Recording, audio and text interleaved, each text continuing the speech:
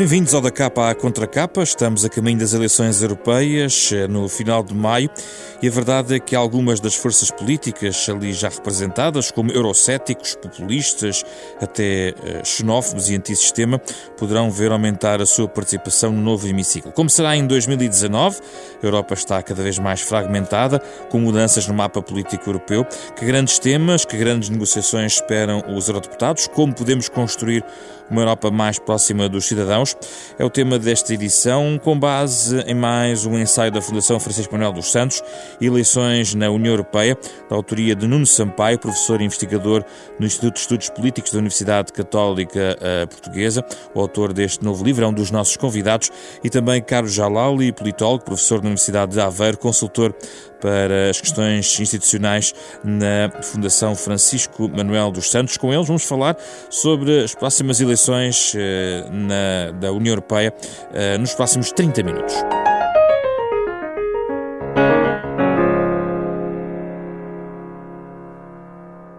Bem-vindos, obrigado pela vossa disponibilidade. Carlos Jalali junta-se a nós via Skype nesta reflexão sobre as eleições na União Europeia. Dou a primazia ao autor do estudo, Nuno Sampaio. Ao longo dos últimos anos foi tentada e foi implementado um reforço do papel do Parlamento Europeu. Que balanço podemos fazer em relação àquilo que vale hoje o Parlamento Europeu? Se conseguiu estar ao nível do propósito de reforçar a componente do Parlamento Europeu na arquitetura da União Europeia? De facto, essa é uma das tendências que se tem vindo a observar em termos institucionais. O Parlamento Europeu, em termos jurídicos, tem visto reforçado os seus poderes, muito em particular depois do Tratado de Lisboa, quer no processo legislativo, onde tem cada vez uma maior preponderância, mas também noutras decisões, como, por exemplo, na escolha do próprio Presidente da Comissão Europeia.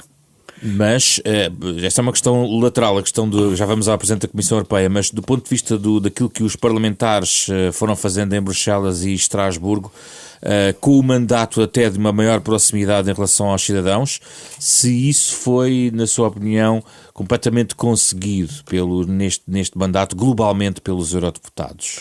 Certo, a questão política e a questão da percepção da proximidade é substancialmente diferente daquelas que são as mudanças jurídicas. De facto, quando falamos no Parlamento Europeu e quando olhamos para as eleições europeias e para as suas características, este reforço de poderes que aconteceu ao nível institucional, ao nível formal, não teve equivalência naquela que é a percepção do papel do Parlamento Europeu e naquela que é a percepção dos cidadãos na influência que tem no seu dia-a-dia. E isso porquê, na sua opinião? Bem,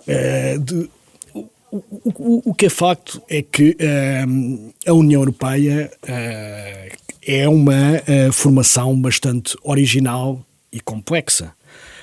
Tentam-se equilibrar alguns elementos que estão sempre em tensão, como seja o facto de tentar juntar numa casa comum 28 democracias, que são soberanas, articular políticas, e para além disso, a própria arquitetura interna da União Europeia, com as suas diversas instituições, é complexa.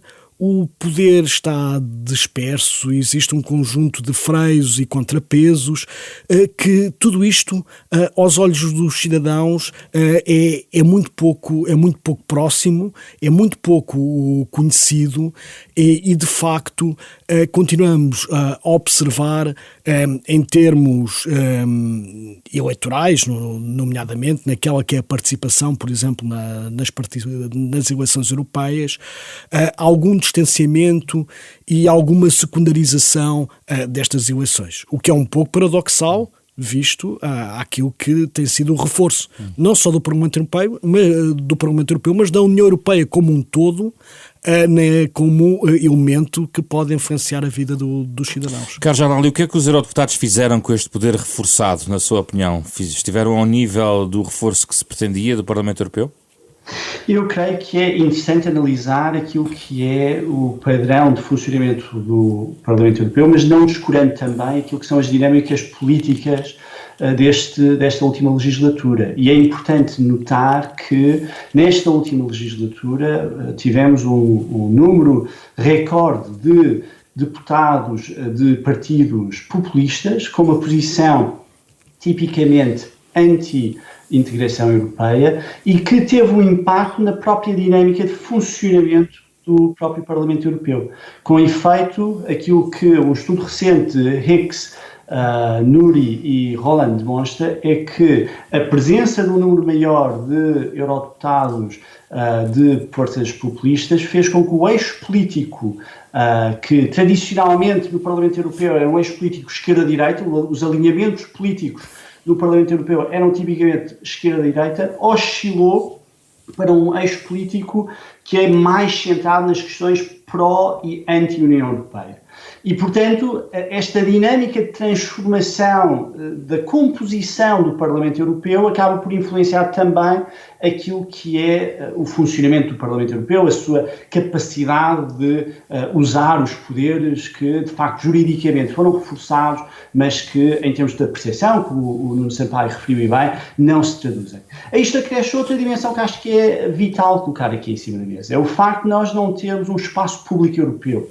A verdade é que os espaços públicos de debate sobre as questões europeias são essencialmente espaços públicos nacionais que procuram depois a partir daí olhar para a dimensão europeia. A ausência de um espaço público europeu significa que não só nós não sabemos em Portugal necessariamente tudo aquilo que todos os eurodeputados portugueses fazem, mas não sabemos certamente aquilo que a generalidade, a esmagadora maioria dos eurodeputados fazem, que são de outros países, porque consideramos que esses outros eurodeputados não são tão relevantes para as nossas considerações e o nosso debate público. E, portanto, a ausência de um espaço público europeu acaba também por afetar e gerar este desfazamento entre as percepções e a realidade. Os eurodeputados têm um papel muito importante, o Parlamento Europeu tem um papel cada vez mais central no complexo tecido de decisão que a União Europeia requer, mas a verdade é que esse papel não transparece para a generalidade dos cidadãos.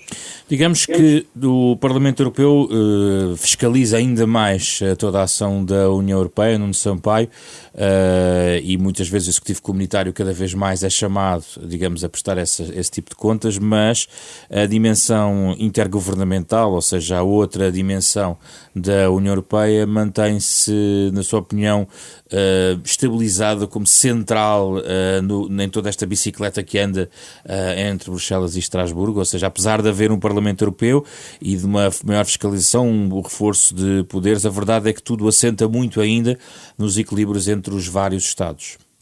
O que é facto é que esta tensão entre um certo supranacionalismo que é aspirado por um Parlamento Europeu que tem uma composição multinacional e aquilo que são os poderes dos Estados da União Europeia sempre existiu. É da natureza da própria União Europeia. O que vemos é que esse intergovernamentalismo se mantém como preponderante na União Europeia.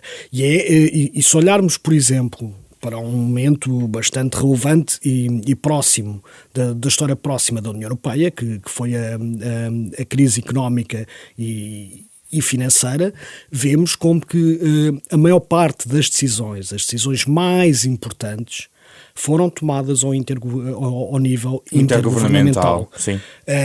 Toda a condução daquilo que foram os mecanismos que foram criados para o resgate dos países com as crises das dívidas soberanas foram tomadas no seio intergovernamental. E, por um lado, é natural que assim seja, porque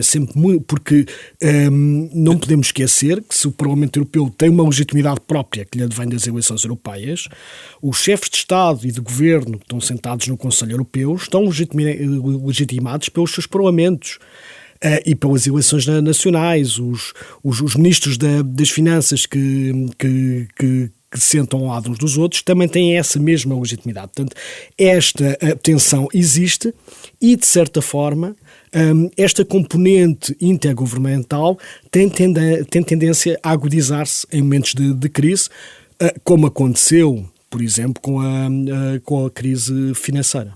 Ainda que, Carlos Jalali, esta questão intergovernamental, ou o peso dos governos, digamos assim, de outra forma explicado, até se organiza hoje em dia, tem em alguns blocos regionais. Estou a lembrar-me que o Bloco de Leste está mais ou menos organizado no chamado Grupo de Visegrad, ou seja, os governos continuam a mandar e até constituem blocos se isso for do seu interesse.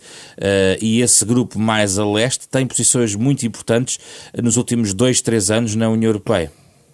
Sem dúvida, e creio que não podemos dissociar estas dinâmicas intergovernamentais mais recentes também daquilo que são as transformações políticas internas nos Estados-membros da União Europeia. A verdade é que o crescimento de forças populistas, de uma forma geral, no continente europeu e também com a capacidade de chegarem ao governo em vários Estados-membros, acaba por também ter um impacto naquilo que são as dinâmicas intergovernamentais e a reforçar tipicamente a dimensão intergovernamental, até porque uma das bandeiras de muitas destas forças é precisamente o reforço das soberanias nacionais e a afirmação, portanto, destas lógicas intergovernamentais.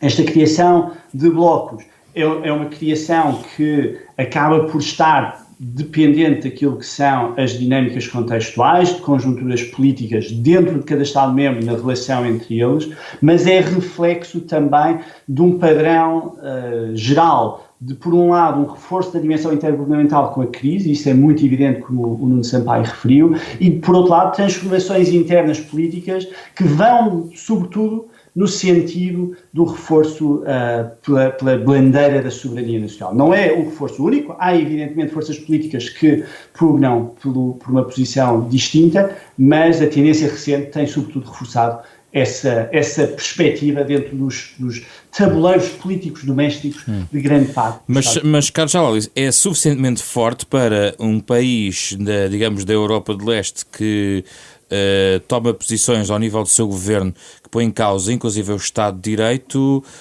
não a passar com uma certa censura dos restantes países membros, mas não é suficiente para provocar qualquer tipo de rupturas no projeto europeu?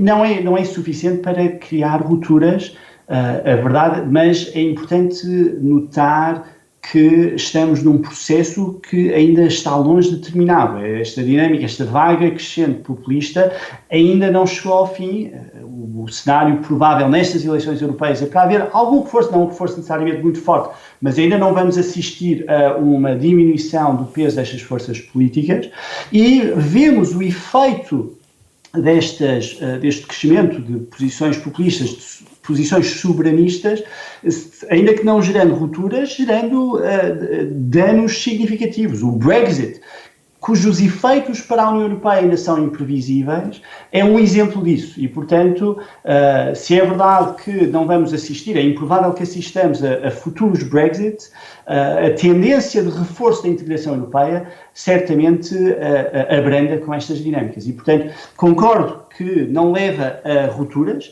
não creio que vá levar a rupturas, mas são grãos de areia nas engrenagens complexas da União Europeia que dificultam os processos de decisão. Nuno Sampaio, o populismo está para ficar, é o que percebemos desta legislatura e daquilo que se perspectiva para o próximo Parlamento Europeu? Bem, nós temos falado nos últimos tempos muito de populismo e muitas vezes a expressão é utilizada abarcando de diversos sentidos, não é? Porque também temos que partir do pressuposto que o populismo, como o próprio nome indica, é inerente, em algum sentido, à própria democracia que aspira a ser o governo do povo. Mas se entendermos como populismo os ultranacionalismos, um euroscepticismo exacerbado, um posicionamento antissistema, de facto parecem criadas as condições para, durante os próximos anos, o quadro político na União Europeia ser bastante marcado, não é? Por isso, é preciso referir que um dos países fundadores na União Europeia, a Itália, neste momento, tem um governo de uma coligação de duas forças, curiosamente, uma situada à direita, bastante à direita do espectro político, outra dita mais de esquerda, ambas populistas. Mas esta questão não é apenas, poderá estar para ficar também porque esta não é uma questão apenas europeia, não é? Nós também falamos de populismos quando observamos a eleição de Trump nos Estados Unidos, quando observamos a eleição de Bolsonaro no Brasil. Há, de facto, aqui uma questão mais abrangente que tem a ver com as dinâmicas da globalização, com aquela que é toda a transformação, não apenas a pressão demográfica das migrações, mas toda a pressão tecnológica que está a colocar e vai colocar desafios imensos às democracias nos próximos anos. Eu penso que este quadro, até onde vemos, será para continuar. Isso é um bom tópico para mais à frente, a questão dos temas. Carlos Jalali, coligações, tendo em conta que se degrada a condição de digamos, grandes blocos, e estamos num quadro de fragmentação, coligações obrigam a negociar, negociações muitas vezes levam a impasses, e esses impasses levam à questão muitas vezes de um fantasma de uma certa ingovernabilidade, sobretudo nos Estados-membros. Não corre o risco a União Europeia de ver mergulhada ou ver contaminado esse cenário de ingovernabilidade também para o espaço europeu? Sim, essa é uma preocupação, e é interessante notar como depois há aqui uma espécie de ciclo vicioso naquilo que são as dinâmicas de compromisso que são geradas pelo enfraquecimento dos partidos que convencionalmente governavam os Estados-membros e também dominavam o contexto do Parlamento Europeu, cujo enfraquecimento depois acaba por reforçar essa necessidade de compromissos, que depois, por sua vez, acentua ainda mais o crescimento de forças populistas, que são aquelas que estão de facto, levar estas quebras eleitorais substanciais em vários Estados-membros para partidos que convencionalmente governavam. Deixa-me só dar aqui uma chega, porque este caso pode ver-se muito mais cedo do que pensamos neste calendário, quando, por exemplo, lá para setembro ou outubro, a começar a ser votada a nova Comissão Europeia, e ela tem que passar no Parlamento Europeu, e neste momento os cenários não são famosos. Exatamente. E, de facto, vai ser um Parlamento cuja composição e configuração terá um enorme peso em termos daquilo que são as soluções que emergem, e convém relembrar que, em última análise, é a composição de um Parlamento que dá origem a soluções executivas. E, portanto, será com interesse que temos que seguir essa dimensão. E eu aqui acrescentaria uma nota, reforçando aquilo que o Nuno Sampaio estava a referir em relação ao populismo, e definindo aqui o populismo enquanto forças que são anti-elitistas, anti-pluralistas, e que têm uma ênfase prevalecente na soberania nacional. É importante notar que, como refere uma das principais autoras do populismo, Margaret Canavan, a política da União Europeia é um alvo fácil para os ataques populistas. E porquê que é um alvo fácil para os ataques populistas? Bem, como Margaret Canavan refere, os populistas denunciam, e cito, os acordos de bastidores, os compromissos obscuros, os procedimentos complicados, os acordos e a tecnicidade que apenas os especialistas podem entender.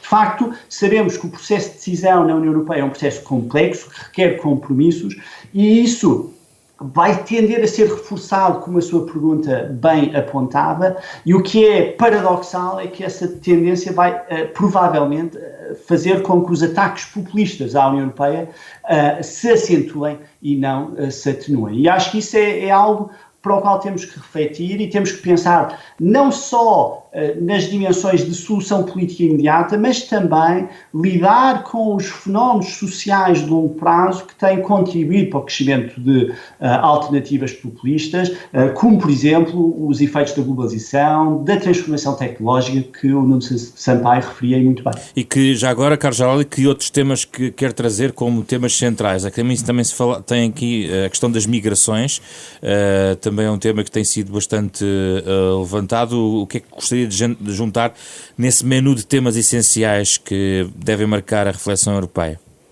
Eu creio que a reflexão-chave prende-se com a questão da democraticidade da União Europeia. A verdade é que o velho debate sobre o déficit democrático na União Europeia tem-se deixado de lado, mas há ali uma dimensão de aproximação entre o cidadão e a decisão política que tem que ser repensada, tem que ser refletida, e acho que a União Europeia está, de facto, numa encruzilhada, como o Nuno Sampaio refere logo no início do seu excelente ensaio, e lidar com esse momento de encruzilhada deve passar por um esforço para aproximar os cidadãos dos processos de decisão política. Nós vivemos durante muito tempo na União Europeia aquilo que se chamava de consenso permissivo. Os cidadãos não ligavam muito às questões europeias, não ligavam muito às eleições para o Parlamento Europeu e aceitavam que os principais partidos tivessem consensos políticos em torno da integração europeia. Essa era do consenso permissivo,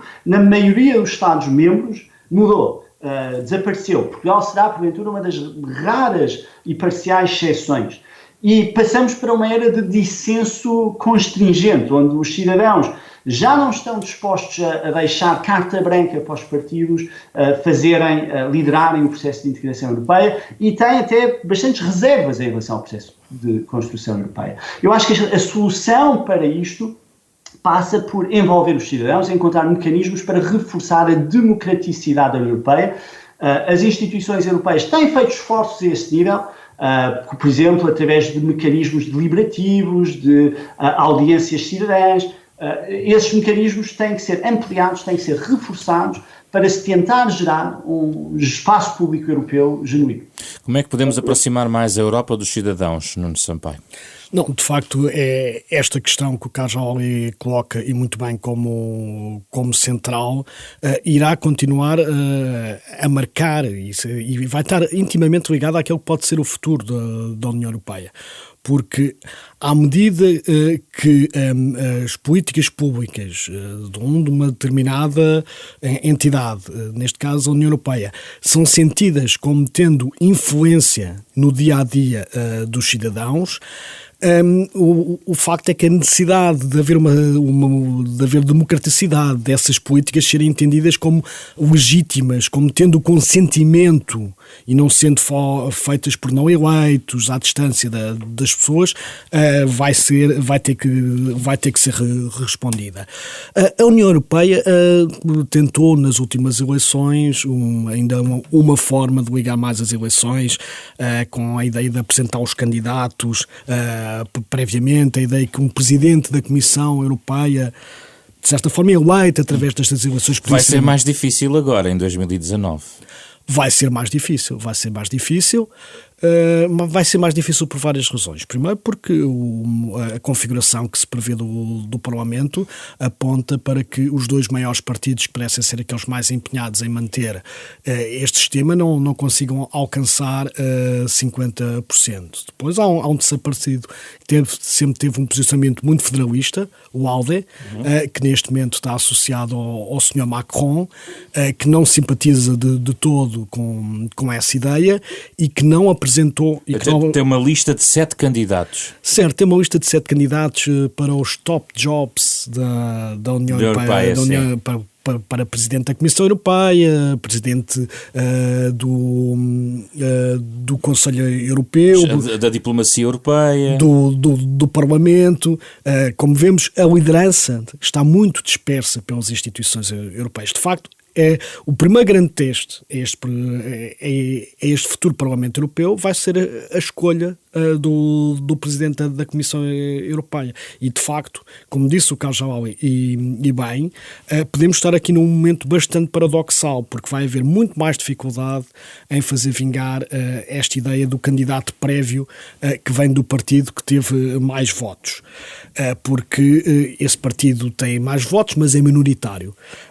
Portanto, provavelmente vai ter que haver negociações de bastidores entre os partidos para escolher o Presidente da Comissão Europeia. E esse vai ser, mais uma vez, mais um terreno para os populistas, que paradoxalmente deram contra esta escolha, mas criticarem essas negociações feitas de forma distante dos eleitores. Para fechar, Carlos Joly já aí abordou um pouco a questão do Brexit, falando de uma incerteza que se mantém e de facto é um processo longo e cada vez com menos certezas. Apesar de tudo, não poderia ter sido usado ao invés como um exemplo a favor da Europa, dado que tantas são as dificuldades para sair e até uma parte do público britânico, ou dos britânicos, poderia eventualmente até hoje em dia repensar a sua posição?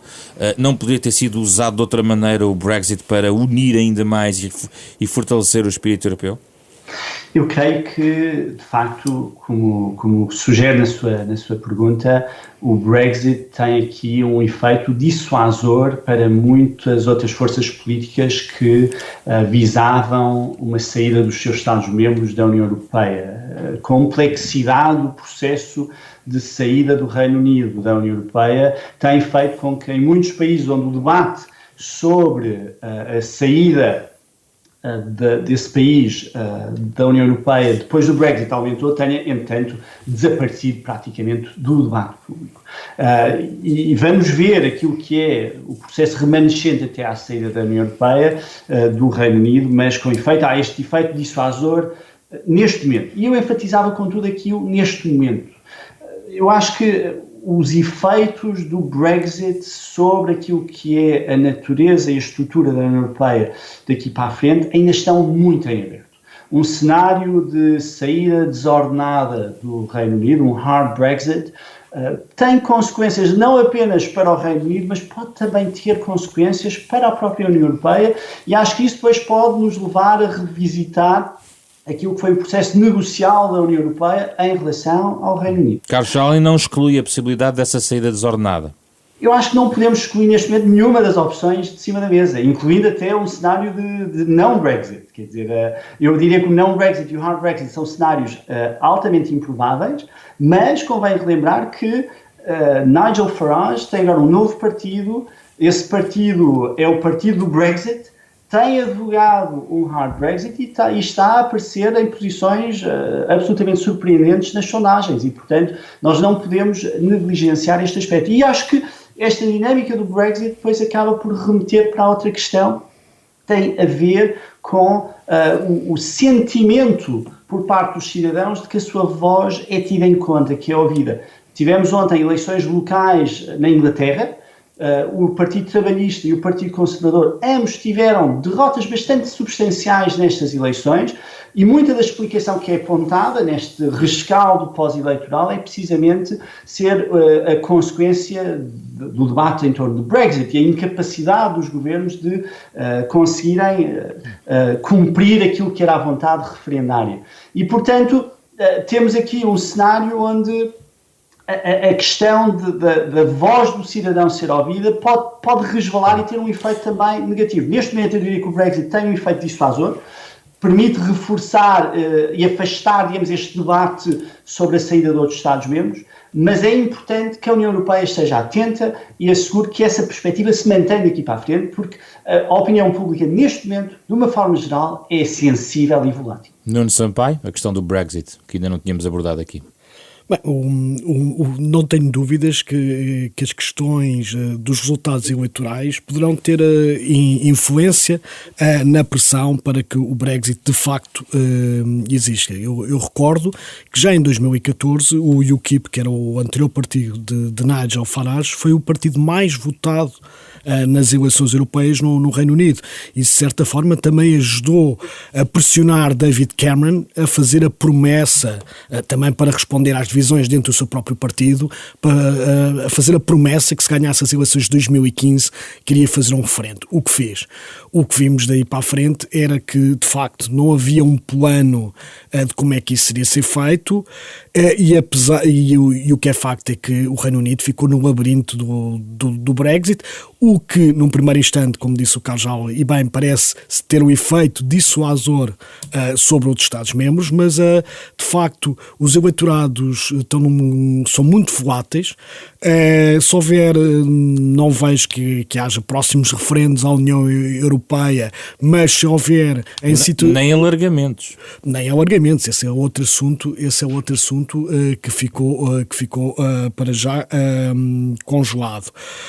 Mas o que é facto é que a União Europeia não se tem dado muito bem com os referendos, porque também quando pomos uma questão muito complexa em termos binários de sim ou não, sair ou ficar, sem explicar como é que se vai sair, é bastante complexo.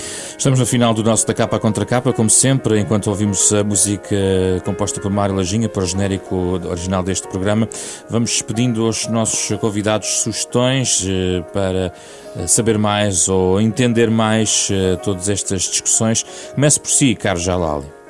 Eu tenho como sugestão um filme chamado Brexit, The Uncivil War, um filme britânico que mostra os bastidores daquilo que foi a campanha pró-Brexit no Reino Unido, com Benedict Cumberbatch, o ator que fez, entre outros, de Sherlock Holmes na série televisiva, e é um bom retrato daquilo que foi a dinâmica política do Brexit e de como as campanhas em torno destas questões emergem e são politizadas nos Estados-membros da União Europeia. Nuno Sampaio. Se me permite, eu tenho duas sugestões. Uma para ajudar os cidadãos e eleitores que se calhar ainda estão na dúvida se irão votar ou como irão votar nas eleições europeias. Sugerir um site que é uma espécie de bússola eleitoral do Instituto Europeu Universitário, que é o site EU&I, onde qualquer utilizador pode, respondendo a um conjunto de perguntas, tentar descobrir de qual partido em cada país se aproxima mais. E a outra sugestão é, na próxima segunda-feira, um dos mais proeminentes intelectuais públicos francês, Bernard-Henri Lévy, vai estar em Lisboa para um espetáculo que é um monólogo sobre a Europa, que está a correr 20 capitais por toda a Europa, e onde em cada país ele promete que faz algumas adaptações àquilo que é o contexto do país, tendo em conta o quadro político de ressurgimento dos populismos na Europa, e são estas as duas sugestões. Muito obrigado, Nuno Sampaio. Carlos Jalali. Debatemos aqui as eleições na União Europeia com base no ensaio da Fundação Francisco Manuel dos Santos, da autoria de Nuno Sampaio, num programa que pode voltar a escutar em podcast, além desta emissão, como sempre, nas manhãs de sábado às 9h30 da manhã. Fizeram este programa Carlos Alberto Vermelho, André Peralta, Ana Marta Domingos e José Pedro Frazão. Regressamos na próxima semana com outro debate.